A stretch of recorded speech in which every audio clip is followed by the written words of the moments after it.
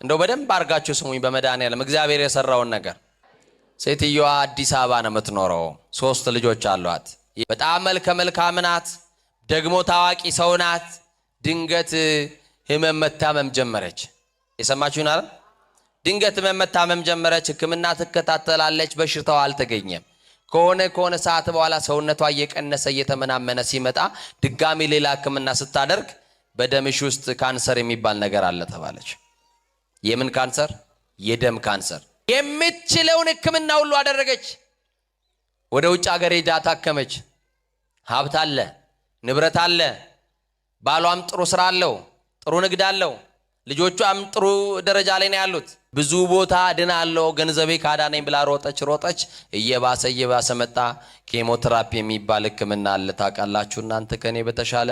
ያንን እያደረገች ስንተኛ ዙር እንዳደረገች አላውቅም። ጸጉሯ ከራሷ ላይ ተነቃቅሎ ጠፋና ሌላ አካልን የሚያስፈራ ገጽታ፣ ያን የመሰለ መልክ ረገፈ። ያን የመሰለ ውበት አጠፋ። አዘነች። የሚያውቋት ሁሉ አለቀሱላት።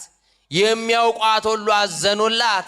ከሰው ላለመገናኘት ሰው እሷን እያየ ሲያለቅስ የትላንት ቁንጅናዋን ከዛሬ ማንነቷ ጋር እያመሳከረ ሰዎች በምላሳቸው የሚናገሩት ሰዎች ንግግር ሲያሳቅቃት ከሰው ተለይታ አድራሻዋን አጠፋችና ቤቷ ተደበቀች። ሰው ሲመጣም እንኳን የለችም ታስብላለች። የገዛ ቤተሰቦቿም ሲመጡ የሰው ምላስ አጥንት የለውም ግን አጥንት ይሰብራል። እና ቤቷ ገባች። አንድ ቀን አቡነ ተክለ ሃይማኖትን ትወዳለች እና አቡነ ተክለ ሃይማኖት ደጅ ሊሂድ ብላ ባሏን አማከረችው። እዛ ደግሞ ሰው ያስፈልግሻል። አልፈልግም ሰው አለች። በቃ ተክልዬ ሰው አልፈልግም፣ አንተ አድርሰኝ ተመለስ አለችው። ከዛ ቤት ልከራይልሽ አላት። እየሰማችኝ ነው? እኔማ ከሞቀው ቤት ወጥቼ ቤት ተከራይቼ ጻድቁን አልለምናቸውም። ማንኛውም ጸበልተኛ እንደሚለምናቸው መጠለያ ላይ ውሰድና ጣለኝ አለችው። መጠለያ ላይ ወደቀች። ህመሟ እየባሰ መጣ። አንድ ቀን ጸበል ከተጠመቀች ሁለተኛው ቀን ላይ እንደምንም ጸበል መጠመቅ አልቻለችም እና ባካችሁ ብላ ለነፍሳቸው ያደሩ ሰዎች በጀሪካን ያመጡላታል። ከዛ ደግሞ አሁንም አንዳንድ አባቶችን እያስቸገረች አጥምቁኝ ትላለች። በተኛችበት እዛው ያጠምቋታል፣ ጸበል ያጠጧታል። አንዳንድ ደግሞ ደጋግ ክርስቲያኖች አይጠፉም፣ በየጸበሉ እምነት ይቀቧታል። የተክልዬን አንድ ቀን እንዲህ አለች። ተክልዬ እርሶ ደጅ እኮ የተቀበረ ቃል ኪዳን አለው የማልምረውም ከደጅ አላስቀብረውም ብለዋልና እዚሁ ሞቼ እዚህ እንድቀበር ባኮትን የእርሶ ጸሎት ይርዳኝ ብላ ለመነች። ማንን? ተክልዬን። ሌሊቱን ብርሃነ ዓለም ብፁዕ ወቅዱስ አቡነ ተክለ ሃይማኖት ጻድቁ በራእይ የተገለጡላት ተክልዬ መጡና ልጄ አሏት። ልጄ ይበለን።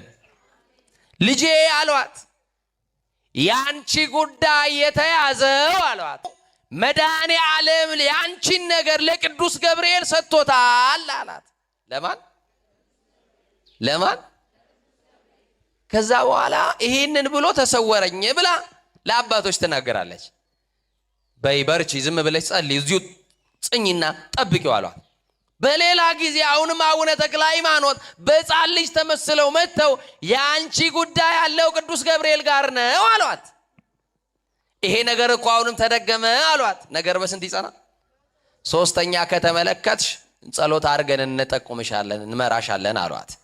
ይሄ ነገር አሁንም በዛው ሳምንት ሲደገም መታላ አባቶች ስትናገር ከደብረ ሊባኖስ ትንሽ ኪሎ ሜትር ላይ ፍቼ የሚባል ከተማ አለ። እዛ ከተማ ደግሞ ቅዱስ ገብርኤል አለ። እየሰማችሁ ነው? በአቅራቢያ ያለ ቤተ ክርስቲያን ቅዱስ ገብርኤል እዛ ነው። ወደዛ እንላክሽ ሂጂና ለምኙ ቅዱስ ገብርኤልን አሏት። እሺ ብላ ወደ ፍቼ ከተማ ሄደች። መጠለያ ውስጥ ተቀመጠች። አሁን እኔ ተክልዬን እየተማጸንኩ ነበረ። ቅዱስ ገብርኤል ለካስ እኔን ለማዳን ከእግዚአብሔር የተላክ መልአክ ነኝ ያለች በቃ እግዚአብሔርን ታመሰግናለች። እና ለካ ቅዱስ ገብርኤል ከእግዚአብሔር የተላክልኝ ሐኪሜ አንተ ነህ እያለች ስታመሰግነው ምን እንዳለች ታውቂያላችሁ? ህመሙ እየበረታ ነው አይደል? እየሰማችሁ ነው? እግዚአብሔር ተስፋ ሰጥቷት ትድኛለሽ የሚል ተስፋ ሰጥቷት ህመሟ ግን እየጨመረ ነው። ህመሙ እየባሰባት ሲመጣ ቅዳሴ እየተቀደሰ ነው። ገብታ ማስቀደስ አትችልም። መጠለያዋ ላይ ቆማለች። ካህኑ ቅዳሴውን ጨርሶ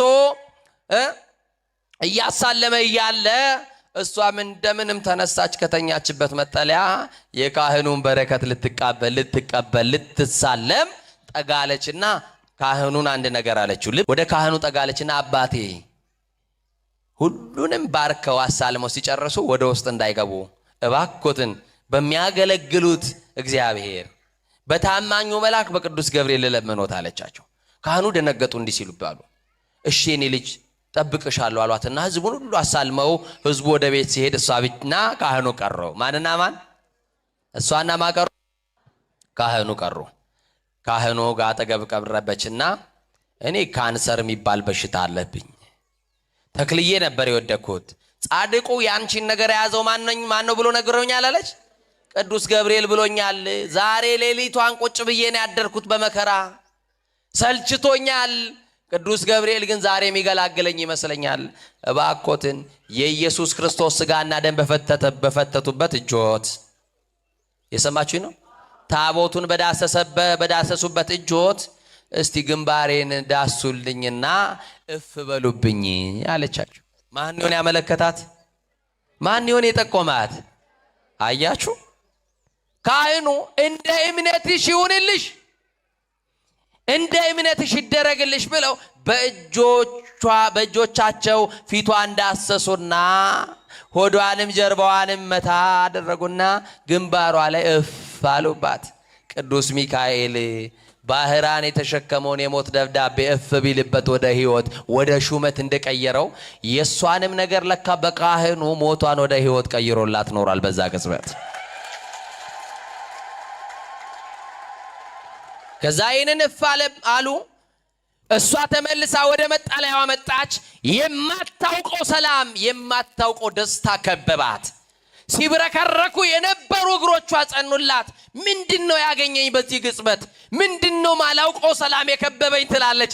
ያ ሰላም የመድኃኔ ዓለም ሰላም ነው። ያ ያቆማት ስም ኢየሱስ የሚለው ስም ነው። ማን የሚለው ስም? ከዛ መጣለያዋ ላይ እንደተኛች አቡነ ተክለ ሃይማኖት አልነበሩ ሲገለጡ የነበሩት? አረ በስማ ብርሃናዊው መልአክ ቅዱስ ገብርኤል መጣና ቅዱስ ገብርኤል እንዲህ አላት። የሰማችሁ ነው? ልጄ ዛሬ መጥቻለሁ፣ የመጨረሻሽ ቀን ነው አለዋት። ካህኑ ግንባሬን እንደዳሰሰኝ አለች። የሰማችሁ ነው? ሆዴንም ጀርባዬንም እንደመታው ቅዱስ ገብርኤል እንደዛ አደረገና ግንባሬ ላይ ልክ እንደ ቄሱ እፍ አለብኝ አለች። ምን አለብኝ? ከዛ በኋላ እንዲህ አላት፣ ዝም ብለሽ በርቺና እዚሁ ቆይ፣ አካላዊ የሆነ ለውጥ ከሆነ ጊዜ በኋላ ታያለሽ። የደረቀና የጠወለገው መልክሽ ይመለሳል፣ የደረቀው ጸጉርሽ ማብቀል ይጀምራል አላት። ተስፋታ ቤቷን ትታ ልጆቿን በተና የወጣችው እግዚአብሔር መልአክ ልኮላት አነሳት እና ከአንድ ወር በኋላ ልክ በወሩ በ19 የቅዱስ ገብርኤል ቀን ተመላጭቶ ወድቆ ረግፎ የነበረው ጸጉሯ ልክ እንደ ጎፈሬ ጸጉር በቅሎላት በእግዚአብሔር ፊት ለፊት ምስጋና ቀረበች።